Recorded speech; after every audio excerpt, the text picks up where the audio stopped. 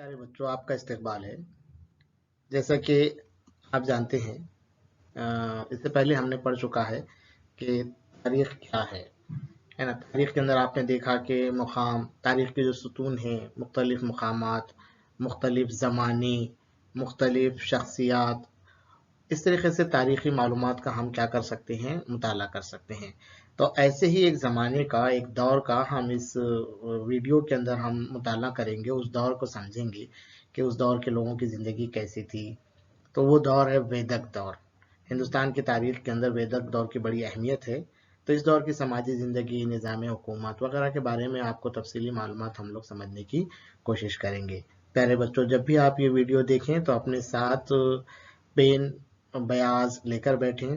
Video को रोक कर देखें जब आप अहम नुकात तहरीर करते चलें। ये मैं बार बार आपको हिदायत दी जा रही है, सिर्फ सुने ना बल्कि इसमें गौर व खौज भी आपको साथ साथ करना ज़्यादा ज़रूरी है। तो ये इस सिलसिले का पहला वीडियो है। ऐसे 5 वीडियो में हम पूरे वेदक दौर की मालूमात को मुख्तसरन तौर पर समझने की कोशिश करेंगे। तो आइए हम समझते हैं कि वेदक दौर क्या था। इसे हम शुरू करते हैं वेदक दौर की मालूमात हासिल करना। जैसे कि मैंने कहा कि क्या क्या हम लोग पढ़ने वाले हैं। सबसे पहले हम लोग जायजा लेंगे वेदक अदब के बारे में कि भाई वेदक दौर का अदब क्या था, कैसा है, अदब किसे कहते हैं, इसे भी हम समझने की कोशिश करेंगे।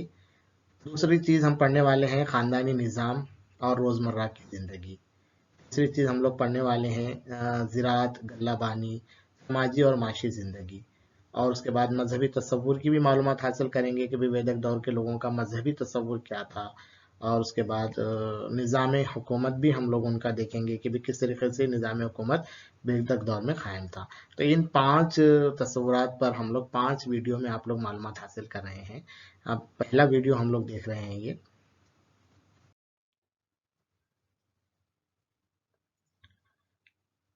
वेदक अदब। इसमें हम वेदक अदब के बारे में मालूमात हासिल करेंगे। अदब क्या होता है, इसको थोड़ा सा आपको समझना ज़रूरी है। उर्दू में हम जो बोलते हैं ना अदब, अदब से रहिए।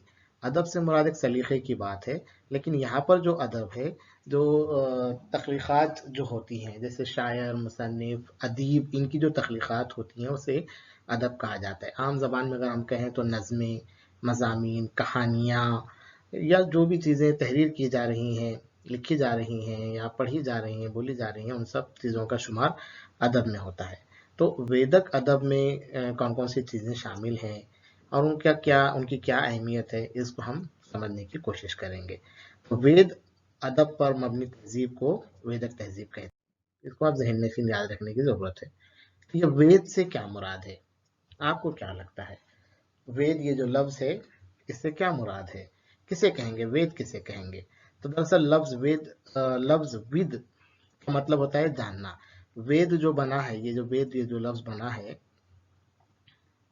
वेद ये जो लफ्ज़ बना है, वो विद से बना है और उसका मतलब होता है जानना, किसी चीज़ को समझना, समझने की कोशिश करना। और इसी से इसम बना वेद। तो वेद से मुराद जानकारी या इल्म होता है, जिसे नॉलेज भी हम कह सकते हैं। तो वेद से क्या मुराद हुआ? जानकारी या इल्म। ज़बानी तौर पर वेदक दौर में लोग क्या करते थे, वेदों को याद करके महफूज कर लिया जाते थे। उनकी जो भी मतलब वेदों की शक्ल में किताबें जो थी, उसको याद करके महफूज कर लिया जाता था। और वेदों को एक और नाम दिया गया था जिसे श्रुति भी कहते थे। वेदों को, वेद का ही नाम है श्रुति। तो वेद क्या है, ये समझ में आया आपको? वेद यानी क्या? जानकारी या इल्म या नॉलेज हम जिसे कहते हैं, या मालूमात भी हम कह सकते हैं। और ये किससे बना है? लफ्ज़ विद से बना है। आइए समझते हैं कि वेदक तहजीब क्या है। तो वेदक अदब पर मबनी तहजीब को हम वेदक तहजीब कहते हैं। यानी वेदों पर जो तहजीब मबनी थी, यानी वेदों के मुताबिक ज़िंदगी गुजारने वाली जो तहजीब थी, उसी को हम वेदक तहजीब कहते हैं। तो वेदक अदब कदीम तरीन अदब, पुराना, सब मतलब कदीम तरीन यानी बहुत ज़्यादा पुराना अदब है। इसकी तख्लीक कई ऋषि मुनियों ने की है। ऋषि मुनि यानी क्या? जैसे साधु और संत हम जिसे कहते हैं। इस अदब की जो तख्लीक है, वेदक अदब की जो तख्लीक है, वो ऋषि मुनियों ने की है। और ये संस्कृत ज़बान में है। जैसे अलग अलग ज़बानें होती हैं, हम जैसे अभी उर्दू ज़बान में हम लोग पढ़ रहे हैं, तो भारत में हमारे अलग अलग ज़बानें हैं। जैसे मराठी है, हमारी रियासती ज़बान मराठी है, कौमी ज़बान हिंदी है, इसी तरीके से कन्नड़ा है, तेलुगु है, तमिल है। लेकिन वेदक अदब जो है सारा का सारा ये संस्कृत जबान में तख्लीक किया गया है। ठीक है, और किसने तख्लीक किया उसे? ऋषि मुनियों ने तख्लीक किया है। तो अगर वेदक अदब की हम बात करेंगे तो बहुत माला माल है। वेदक अदब माला माल से मुराद क्या है कि उसमें बहुत सारे श्लोक हैं, बहुत सारी मालूमात उसके अंदर दी गई हैं। साथ ही साथ मतलब तर्ज ज़िंदगी के बारे में मालूमात हैं। इसके अलावा निज़ाम हुकूमत की मालूमात हैं, आगे हम लोग पढ़ने वाले हैं। इसीलिए कहा गया कि वेदक अदब बहुत माला माल है। ठीक है। अब वेदक अदब के अंदर देखिए, ऋग्वेद जो है इसकी इस अदब की बुनियादी किताब है। अब ऋग्वेद एक किताब का नाम है, ऐसी और सारी और किताबें हैं। तो कौन कौन सी किताबें हम आगे पढ़ेंगे, लेकिन आप याद रख लीजिए कि वेदक अदब की बुनियादी किताब जो है ऋग्वेद है, जो मंजूम है। मंजूम से क्या मुराद है? मंजूम नज़म से लफ्ज बना है, यानी ऋग्वेद के अंदर जो भी चीजें लिखी हुई हैं वो नज़म की सूरत में लिखी हुई है। नज़म क्या होती है? मतलब एक खाफिया होता है ना, मुकफ़्फ़ा जिसे हम कहते हैं, एक खाफिये की शक्ल में लिखा हुआ होता है। तो वेदक ऋग्वेद जो है जो मंजूम शक्ल में हमारे पास मौजूद है। और ऋग्वेद की तरह ऋग्वेद को मिलाकर यानी 4 वेद हैं, और इन चारों वेदों को मजमूई तौर पर संहिता भी कहा जाता है। एक दूसरा लफ्ज है ये यहाँ पर देखिए, संहिता। ये सारे नुकात आप अपने बयाज में इस वीडियो को रुका कर लिखते चलें। तो ऋग्वेद के अलावा और कौन से वेद थे फिर? जैसे 4 वेदों की मालूमात, 4 वेद कहा जा रहा है ना, तो ऋग्वेद तो एक बुनियादी अदब की किताब थी। इसके अलावा और 3 कौन से थे?